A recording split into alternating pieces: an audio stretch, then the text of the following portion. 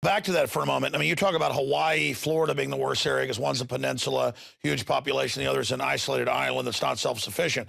But just looking at Los Angeles, I mean, you're talking about in California, 30-something million people. You're talking about 6, 7, 10 million, that whole metro area. I mean, you talk about bedlam. If there's an earthquake, which they predict's going to hit, that'll make what happened last year in Japan look tame. That is going to be a Mad Max scenario. And if the feds, who are so corrupt now in the States, couldn't deal with Katrina, I mean, for me, anyone living in Southern California is off their rocker nuts. Well, the problem is that, you have that big basin and you've driven it, I've driven it. It takes you, to almost 2 hours at freeway speeds to cross that basin. And there are 7 exits out of that basement. 7 exits for over 30 million people.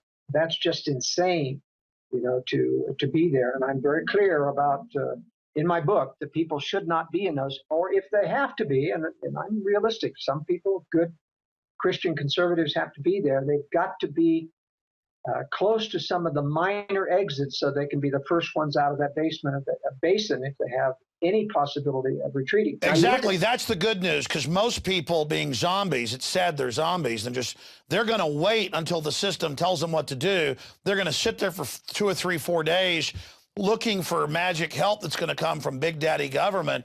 And when they figure out the help isn't coming, that's when the panic begins. And I've made this point, as the depression gets worse and people finally start to prep, that's going to drive up prices in all of this.